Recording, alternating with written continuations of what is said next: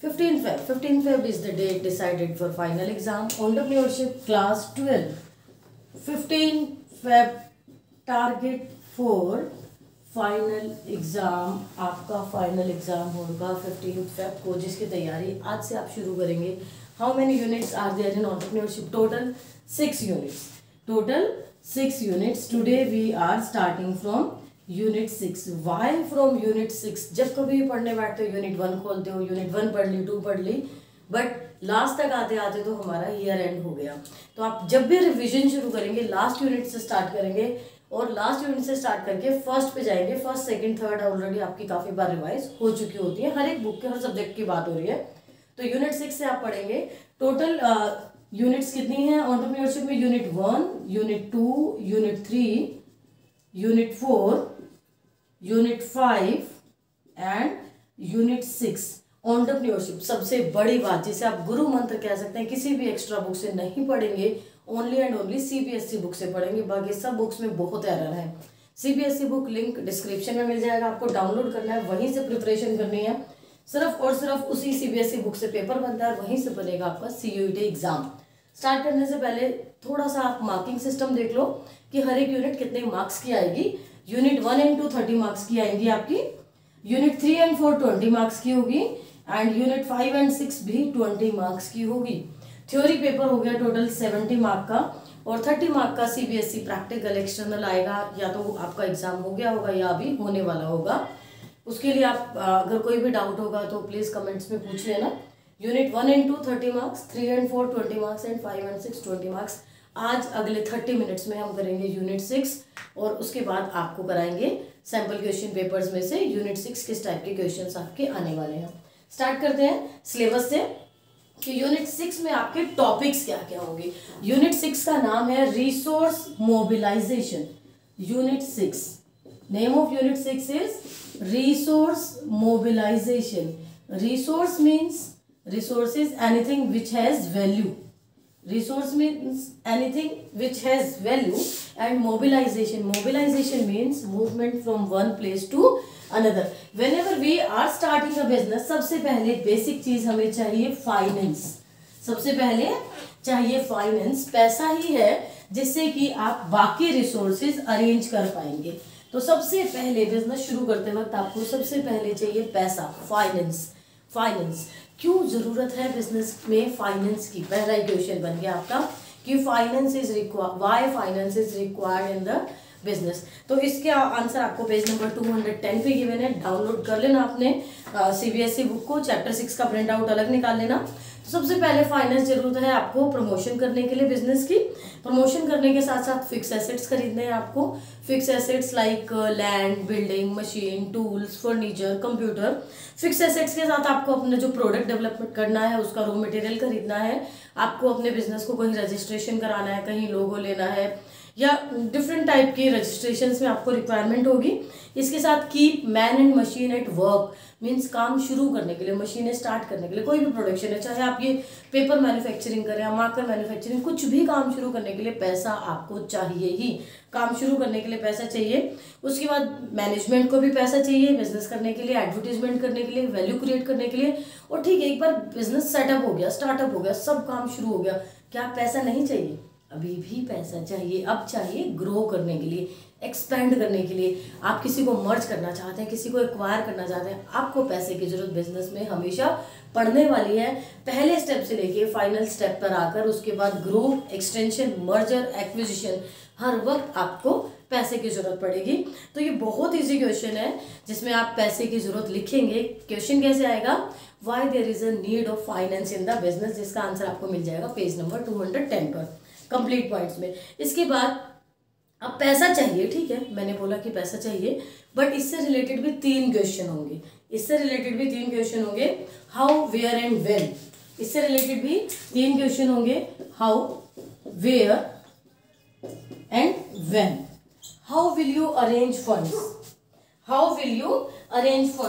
How much money is required? Where will money come from? और ये पैसा आपको चाहिए कब? तो हाउ मच, कितना चाहिए. Where will money come from, पैसा कहाँ से आएगा?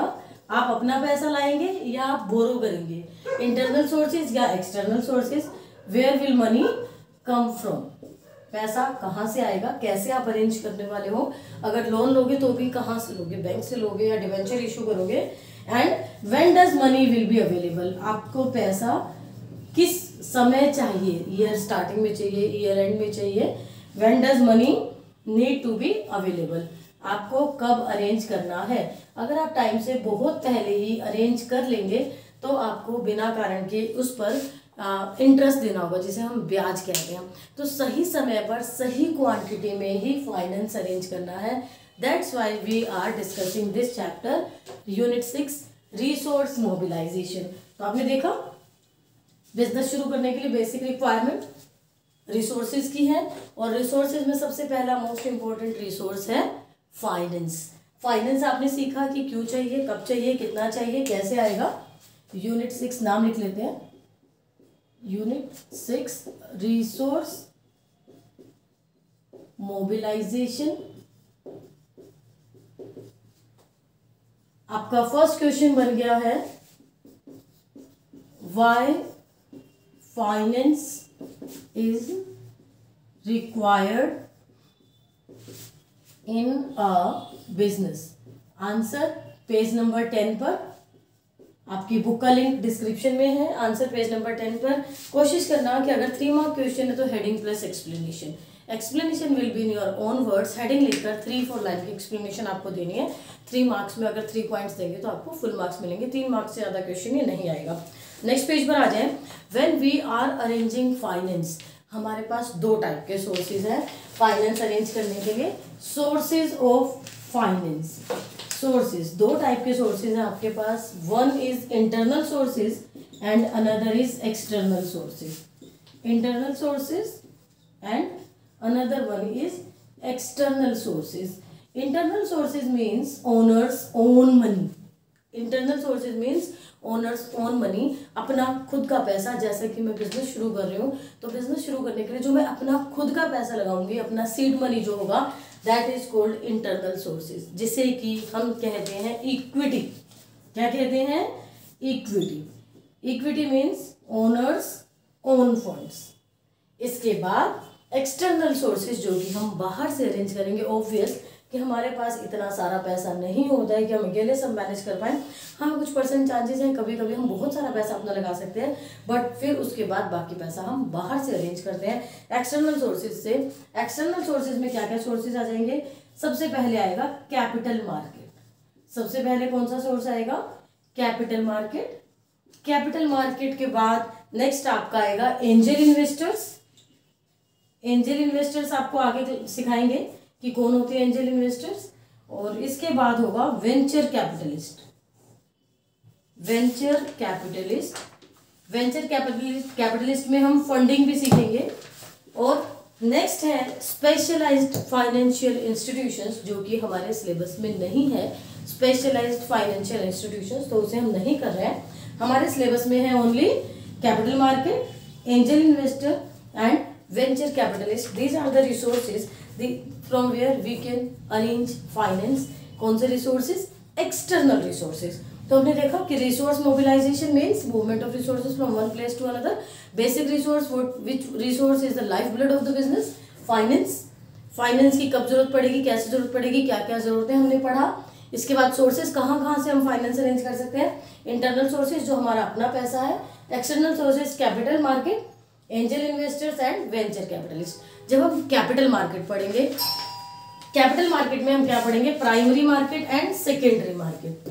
Primary market and secondary market. तो एक ब्रेक लेते हैं और उसके बाद तब तक आप ये नोट्स बनाइए और फिर शुरू करते हैं सेकेंडरी मार्केट।